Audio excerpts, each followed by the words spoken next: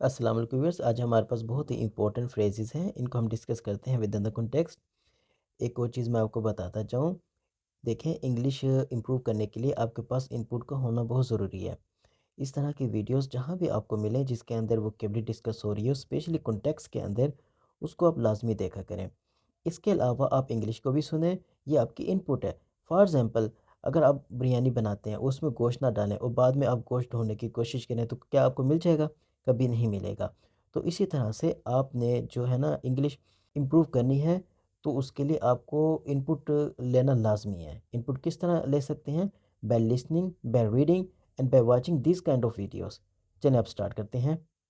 The writer beautifully shed light on different books for kids of various genres। देखें जी, writer ने बड़े ही प्यारे तरीके से क्या किया है? Shed light on different books. Shed light हमारे पास फ्रेज है, बहुत इंपॉर्टेंट है, इसको आप अंडरस्टैंड करें। To make something easier to understand by providing helpful information और एक्सप्लेनेशन। क्या मतलब इसका हुआ? इसको हम यूज़ करते हैं एक एग्जाम्पल के अंदर, so that you can understand this phrase well. The professor's lecture shed light on the complex theories of quantum physics, making them more understandable for the students।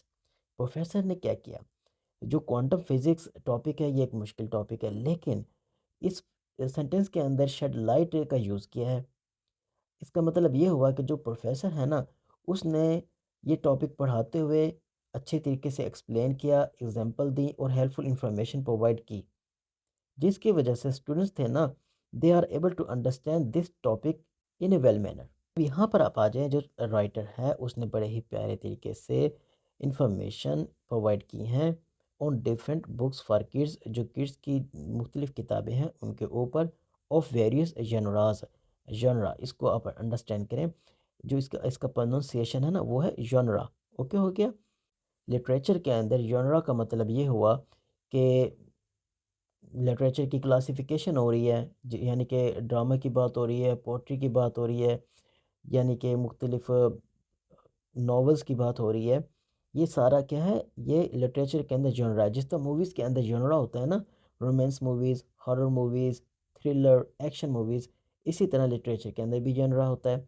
अगर हम इसकी उर्दू ट्रांसलेशन कहें तो इस तरह से होगी, जो राइटर है ना उसने बड़े ही प्यारे तरीके से इन्फॉर्मेशन प्रोवाइड की है।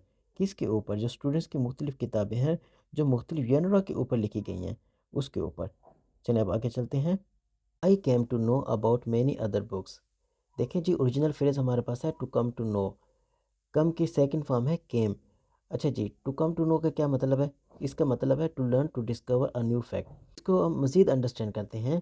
अ gradual process of learning and acquiring information about something, often through experience और ऑब्जर्वेशन। इसके एक एग्जांपल देखें, फिर आपको इसकी मज़ीद अंडरस्टैंडिंग हो जाएगी। Through practical experience in the kitchen, she came to know the art of baking delicious pastries. देखिए जी, उसने किचन के अंदर काम किया, उसको एक्सपीरियंस हुआ, आहिस्ता आहिस्ता उसने क्या डिस्कवर किया, उसने क्या लर्न किया? How to cook delicious pastries. आगे देखें, आगे वो कहता है which I have never read before. Present perfect tense है, वो कहता है कि इससे पहले मैंने कभी नहीं पढ़ा। ओके हो गया। मिलते हैं नेक्स्ट वीडियो में। Thank you.